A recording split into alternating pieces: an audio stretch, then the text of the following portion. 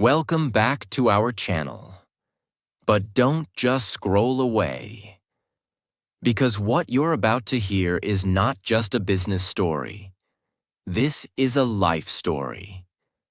A story of a boy who grew up in pain, who watched his father suffer, who lived in broken apartments and walked through life feeling invisible.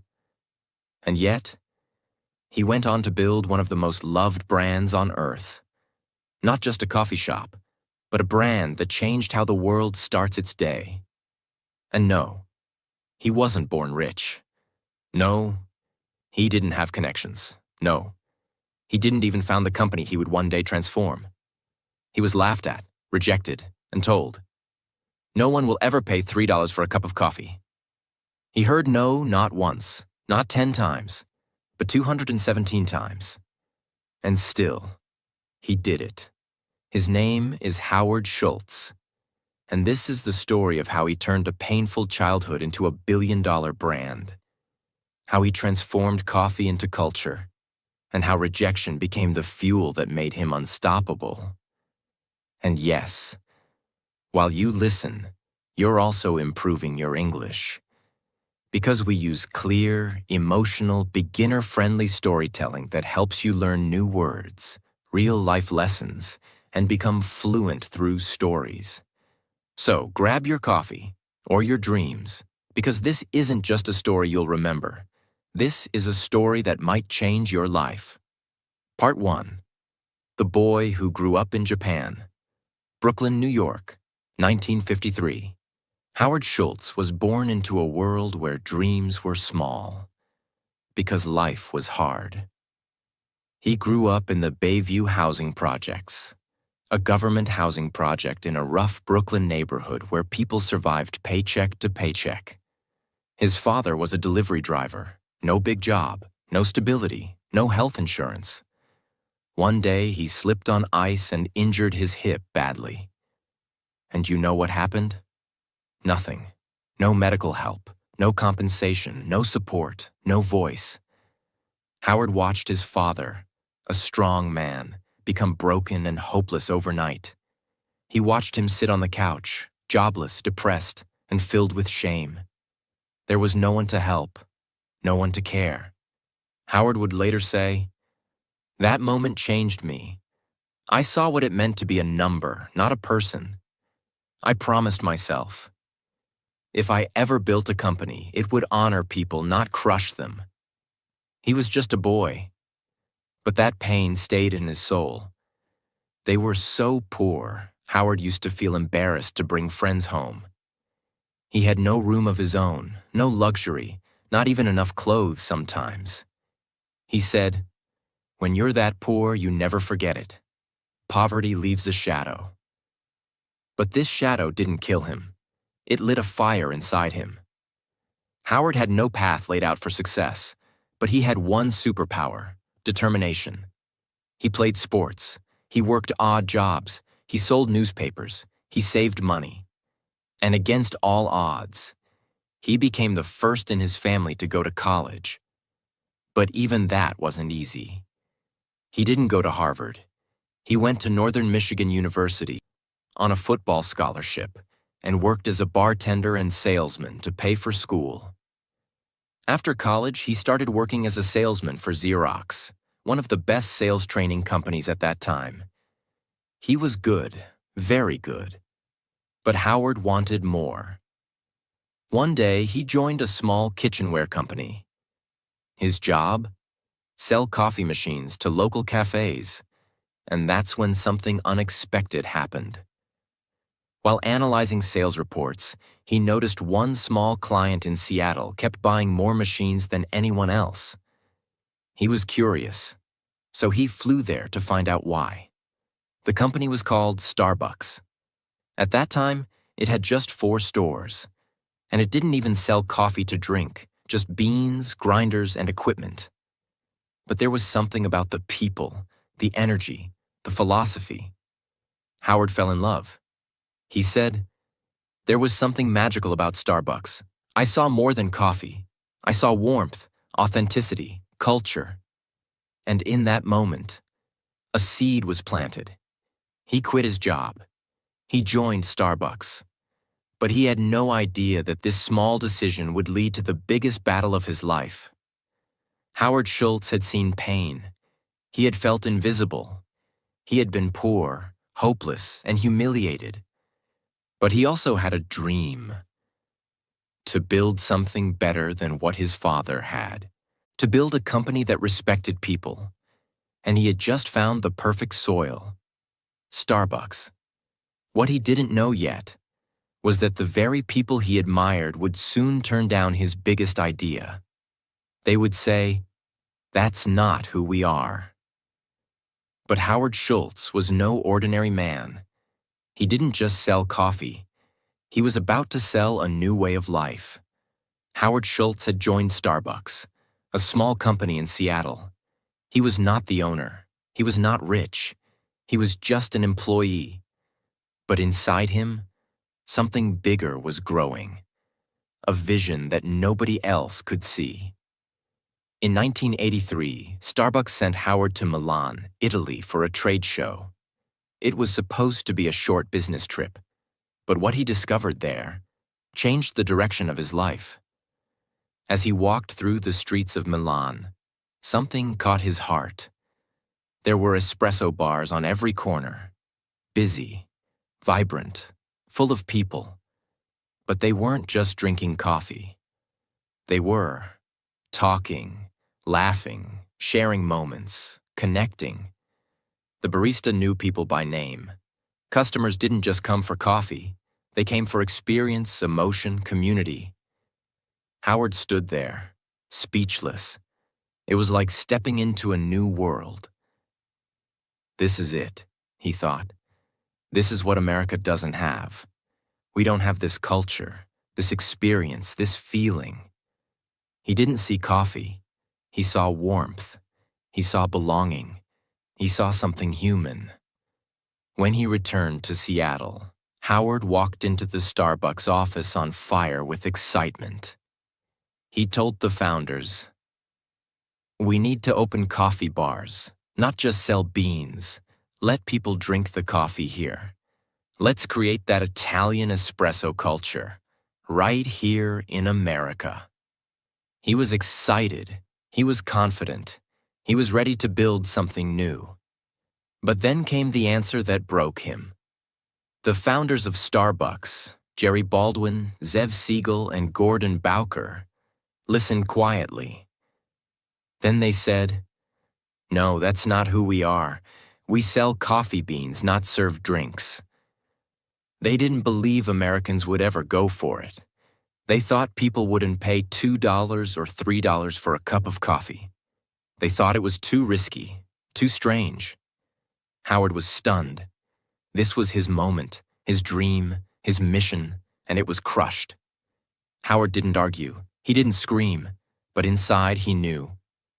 If they won't do it, I have to do it myself. And so, with nothing but belief, Howard made the biggest decision of his life. He would leave Starbucks to start his own coffee bar. Howard was heartbroken. He loved Starbucks, but his dream was bigger than loyalty. So in 1985, he quit. He decided to start a company called Il Giornale, named after an Italian newspaper. But he had no money. He had to raise funds to start. Howard believed in his idea. He thought investors would too. But what happened? Rejection. After rejection. After rejection. He would walk into meetings full of passion and walk out with closed doors. Americans won't pay $3 for coffee. You're not Italian. This won't work here. You're dreaming too big. He was laughed at, ignored, and insulted. He said, "I was rejected 217 times. That number is burned into my brain."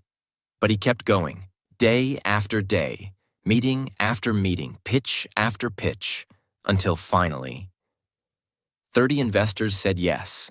He raised $400,000. And in 1986, opened his first coffee bar in Seattle. It wasn't just a coffee shop. It was a love letter to Italy. Howard made sure everything felt different. Italian music played softly in the background. Baristas remembered your name. You didn't just buy coffee. You had an experience. And guess what? People loved it. They didn't care that it was new. They didn't care about the price. They came for the feeling. Il Giornale became an instant hit. Howard proved them wrong. While Il Giornale was booming, something unexpected happened. The founders of Starbucks, the very people who said no, decided to sell the company. They were moving on. Starbucks was too small for them now. Howard saw a chance, a big one, a dangerous one. A dream that had once been denied to him was now up for sale. But there was a problem. In 1987, Howard found out the price. To buy Starbucks, he needed $3.8 million. That's about $10 million today. And Howard didn't have that kind of money. He was still small, still building. But this wasn't just a business move for him. This was personal. This was his dream. So once again, he went back into battle. He talked to every investor he could find. He begged, he pitched, he cried. He told them, "This is not just a coffee company. This is my life's purpose." Finally, after weeks of effort, he raised the money. And in August 1987, at age 34, Howard Schultz bought Starbucks for $3.8 million, and he didn't just buy the company. He bought back his vision. Part 2. The coffee that became a culture. It was 1987. Howard had just bought Starbucks, but what did he actually buy? It wasn't a global brand. It wasn't profitable. It wasn't even a proper cafe. All it had was 6 stores, a small roasting plant, a confused brand identity, and a few dozen employees. The company did not serve coffee to drink. It only sold coffee beans, machines, and accessories. There were no lattes, no cappuccinos, no frappuccinos, and no music. Nothing you recognize today existed yet. Howard had a mountain to climb. Howard didn't just want to own Starbucks, he wanted to reinvent it. His mission was clear. Starbucks will not just sell coffee, it will sell an experience, a feeling, a third place between work and home. So he got to work. Howard had 3 key principles. 1. Create a human connection. Customers should feel seen, valued, and respected. 2. Design stores with emotion. Each store would be warm, inviting, with soft lighting, music, and a unique smell. 3. Make every cup feel personal. The baristas would remember names, smile, and make you feel like family. He didn't want to sell fast coffee. He wanted to build ritual, emotion, and community, just like he saw in Italy. Howard focused on tiny things that other businesses ignored. The smell inside the store. Never let food overpower the smell of coffee. The music. Every Starbucks had curated playlists to match the mood. The seating. Cozy, not cramped. The counters, designed so baristas and customers could talk comfortably. The lighting, always soft, never harsh. The names on cups, to make every customer feel special. And most importantly, the person behind the counter is not just making coffee. They are creating warmth. Howard believed the employees were the heart of the brand. He didn't call them staff or workers. He called them partners. Even part-time baristas were given healthcare benefits, stock options, training not just for skill, but for soul. This was revolutionary in America, especially for a coffee shop. Howard said, "If we treat our people well, they will treat our customers well, and everything will take care of itself." He made sure baristas looked customers in the eye, smiled, asked how your day was, remembered regulars. In Starbucks, you were not a number. You were a name, a person, a story. In 1987, after Howard took over, Starbucks had just 6 stores. No national presence, a huge vision but very little profit. Over the next 5 years, he grew Starbucks to 165 stores, across cities like Chicago, Vancouver, and New York. But this growth wasn't random. Every location was carefully picked. Every store was designed to create community, not just sell coffee. Howard refused to franchise the stores. Why? Because he wanted to protect the experience. He said, "I want to control the quality, the emotion, the feeling. That can't be outsourced." Before Starbucks, most Americans had never heard of espresso, latte, cappuccino, macchiato, frappuccino. Howard made these words part of everyday life. He trained his staff and customers to learn them, patiently and respectfully. And slowly, the culture changed. People didn't just say coffee, they said, "Can I get a tall vanilla latte with soy milk?" Starbucks didn't just sell drinks. It educated, uplifted, and reshaped how people thought about their daily routine. Howard knew the power of branding. He didn't want just a good cup of coffee. He wanted customers to feel proud holding a Starbucks cup. So they invested heavily in clean, minimalist logo design, high-quality cup materials, consistent green and white branding, a sense of premium experience. Very soon, holding a Starbucks cup became a statement. I'm successful. I have taste. I take care of myself. This is my time. Howard realized something deep. People aren't just buying coffee. They're buying a moment of peace, a sense of belonging, a way to feel seen. And that's exactly what he gave them. For a few dollars, $3, $4, $5, people didn't just get a drink. They got a cozy seat, calm music, friendly conversation, a small break from the chaos of life. And that was priceless. By the early 1990s, Starbucks had expanded to several major U.S. cities. It was earning millions in revenue. Customer loyalty was extremely high. The brand was now seen as modern, classy, and cool. People went to Starbucks to read, to write, to have meetings, to fall in love, to take a break, to feel human. By the early 1990s, Starbucks was no longer just a Seattle brand. It had become a national sensation. The coffee shop was a cultural icon, a lifestyle statement, a business case study, and a morning ritual for millions. But Howard was not satisfied. He wasn't thinking about 100 stores. He was thinking 10,000. He wanted to take Starbucks to Europe, Asia, every airport, every corner of every city. And to do that, he needed serious capital. In 1992, Starbucks went public on the NASDAQ stock exchange. Ticker symbol, SBX.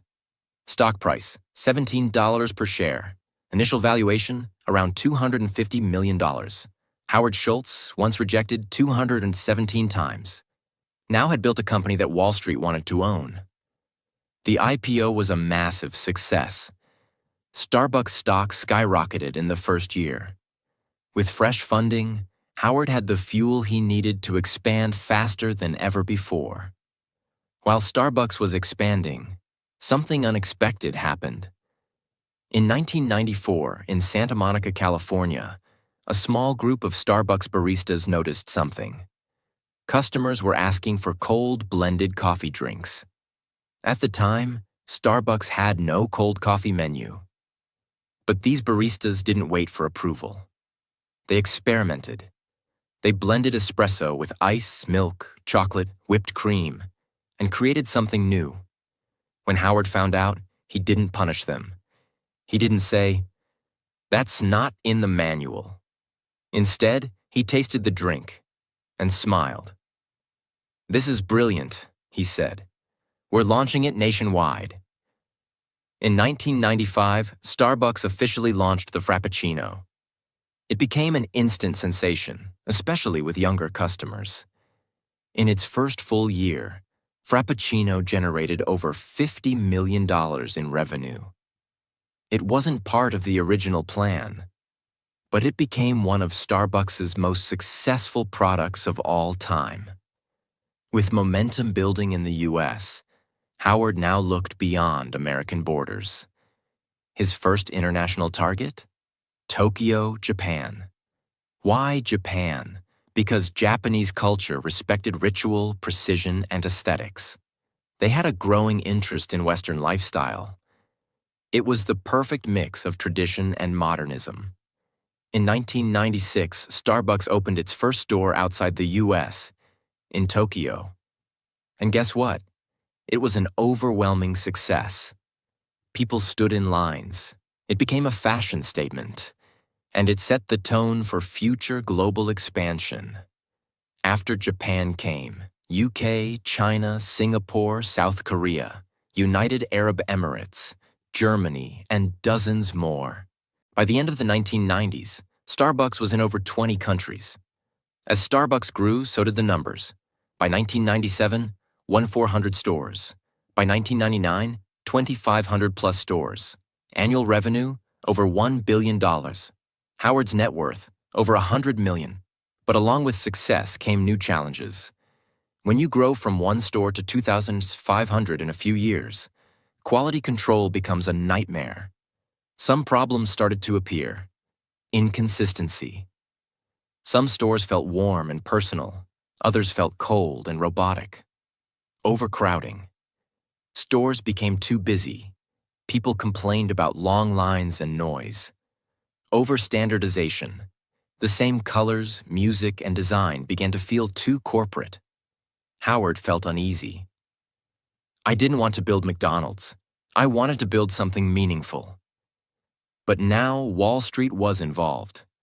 Shareholders wanted faster growth, more stores, higher profits.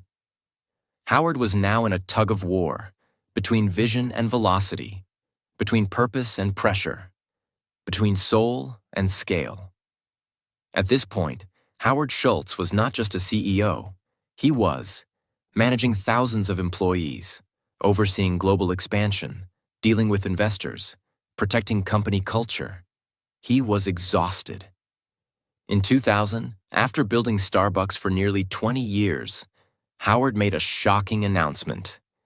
He was stepping down as CEO. Howard said, "I've taken the company as far as I can. Now it's time for someone else to take it higher." He stayed as chairman, but gave day-to-day leadership to Orrin Smith and later Jim Donald. The new leaders focused more on growth, stock prices, and systems. And at first, it worked. Stores kept opening. Profits kept growing. Stock prices kept rising. But something else was growing too. Disconnection. Howard would later say, "I walked into some stores, and I didn't recognize them. They were clean, busy, profitable, but something was missing." The soul of Starbucks, that warm, personal feeling, was fading. By 2007, cracks turned into shocks. The global financial crisis hit. Consumers were spending less. Critics began saying, "Why pay $4 for coffee in a recession?" Starbucks started closing stores, cutting jobs, facing public criticism. Its stock price dropped from $40 to $8, an 80% crash. And suddenly the company that once felt invincible looked like it might fall apart. Howard watched from the sidelines, helpless, frustrated, and heartbroken. But he wasn't done yet. Part 3. The Comeback of a Broken Dream. It's 2008. Starbucks is in trouble. The global economy is falling apart. The world is entering a financial crisis. People are losing their jobs. Families are cutting their spending. And suddenly, $4 coffee no longer feels like a small treat. It feels like a luxury they can't afford. Sales drop. Customer visits fall. Store traffic slows. Starbucks, once a symbol of modern culture, is now seen as overpriced, overrated, overexpanded.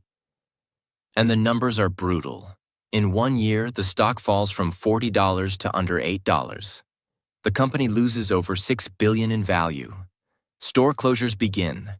Hundreds of locations shut down. Thousands of employees are laid off.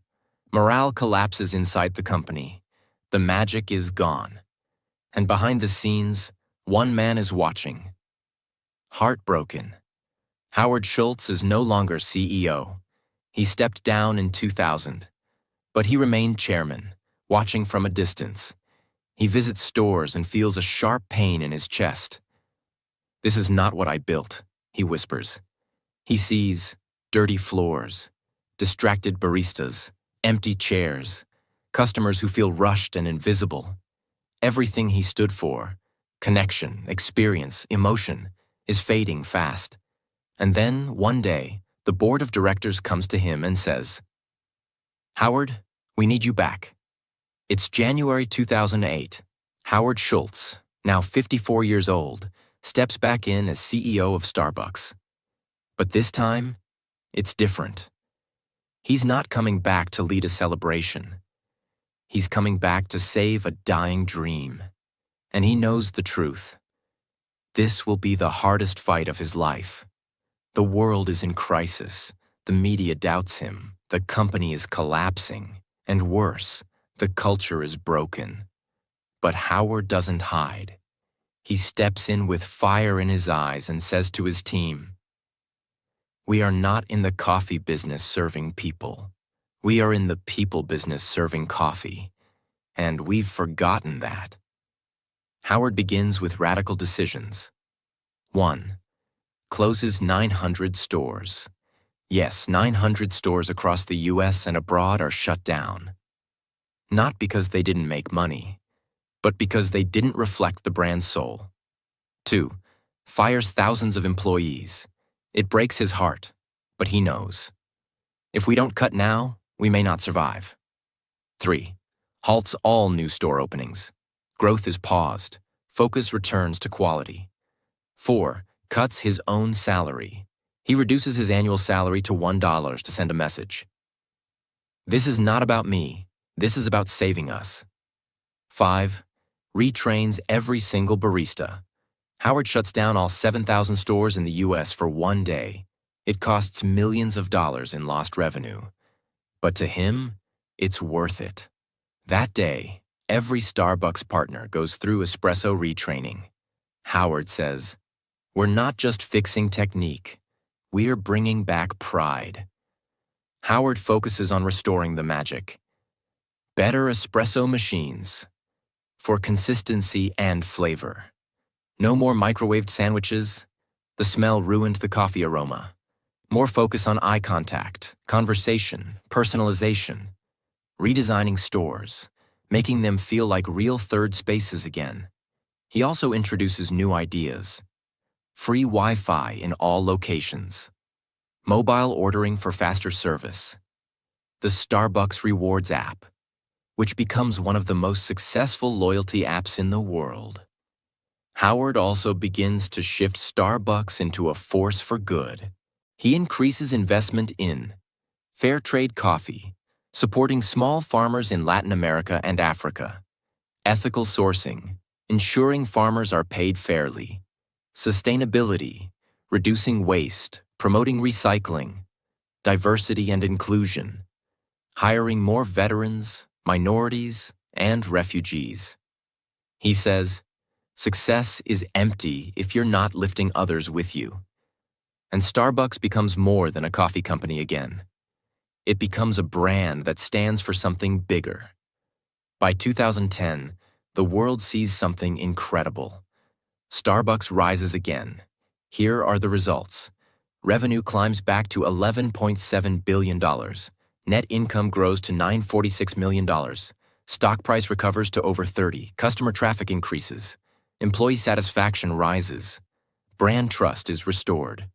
From Wall Street to Main Street, people say the same thing. Howard Schultz saved Starbucks. But more than numbers, something else returns. The aroma of real coffee. The sound of soft music. The sight of baristas smiling again. The energy of connection inside stores. The Starbucks experience is alive once more. Howard walks into a store in Brooklyn, not far from where he grew up. He sees a young barista hand a cup to an old man, smile, and say, "This one's on me today, sir. You always brighten our day." Howard smiles. "That," he says, "is what it's all about." Part 4. The Final Cup. Legacy of a Dreamer Who Never Gave Up. It's 2017. Starbucks has fully recovered. The brand is stronger than ever. It has over 25,000 stores across the world, a market value of over $80 billion, over 300,000 employees, one of the most recognized logos on the planet, customers in more than 70 countries, a stock price that has grown by thousands of % since its IPO. The Starbucks app is one of the most used mobile payment platforms in the US, even beating Apple Pay in some markets. But more than numbers, Starbucks has become a global habit, a part of people's lives. From students to CEOs, from Tokyo to Toronto, from Mumbai to Miami. People walk in, speak their drink out loud, and feel heard, seen, and valued. By now, Howard Schultz is in his early 60s. He often walks into stores quietly, unannounced. Sometimes he watches a single mother working on her laptop, sipping a latte. Sometimes he sees a homeless man being handed a warm coffee by a smiling barista. And sometimes he hears the sound of laughter, music, and peace. And he thinks, "This is exactly what I dreamed of. Not a product, a place, a feeling." He didn't want to build the biggest coffee company. He wanted to build the most human. And he did. Let's pause for a moment and look at the scale of what Howard built. Metric then, 1987. Now, 2017. Stores 6, 25,000 plus revenue. 5 million year, over 22 billion year. Employees, a few dozen over 300,000 countries, 1 US. Over 70. Stock price, IPO. 17 share, over 60 share company value. 250 million over 80 billion. All this from a man who grew up in public housing, who saw his father suffer and promised he'd never let workers feel unseen again.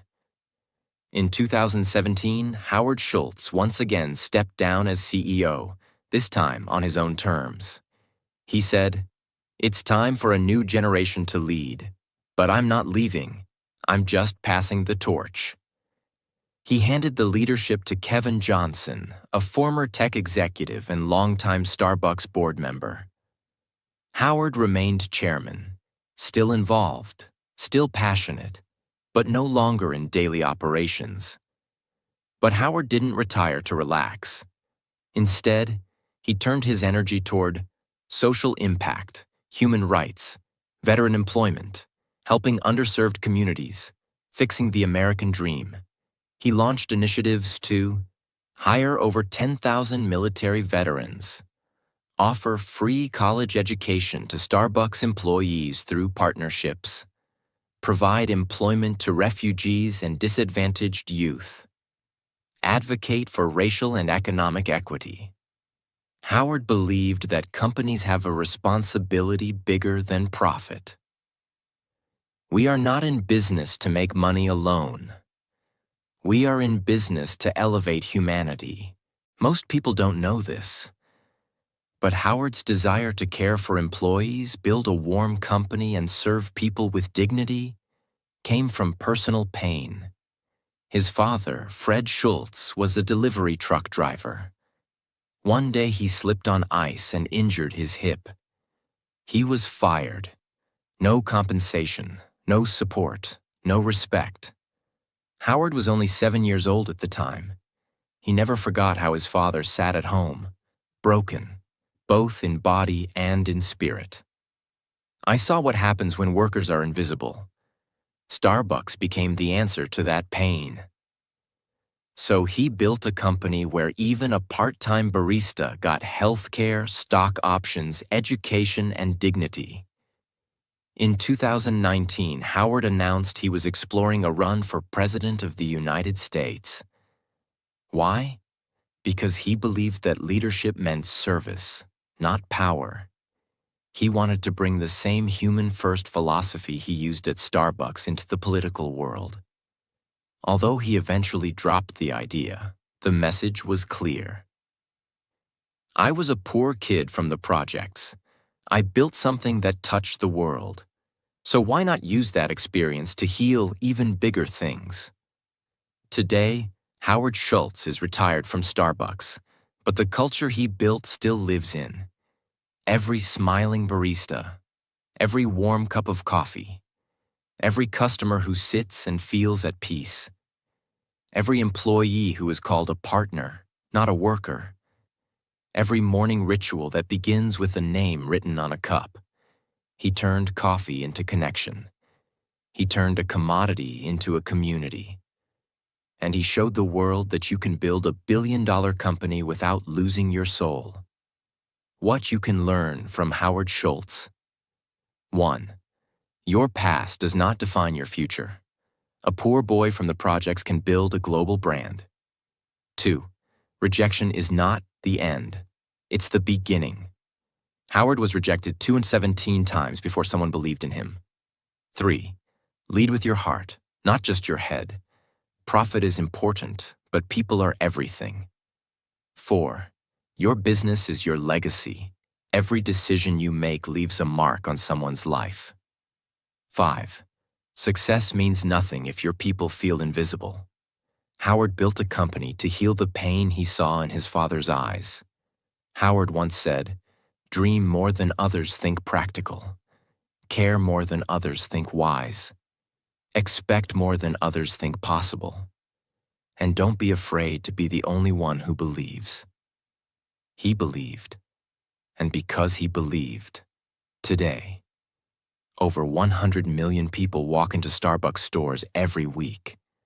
Not just for coffee, but for comfort, connection, and a small piece of hope.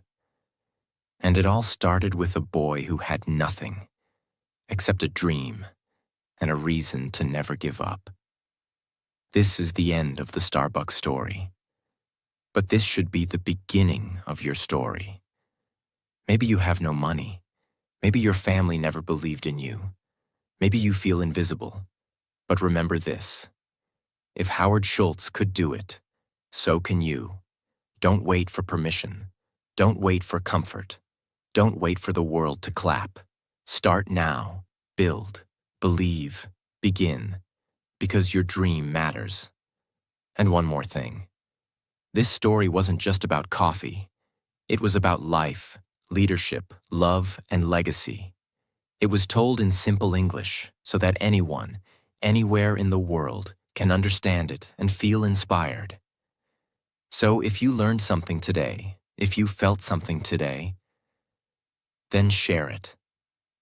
Because maybe someone out there needs to hear this story more than you can imagine. Thank you for listening. Thank you for dreaming. And thank you for believing.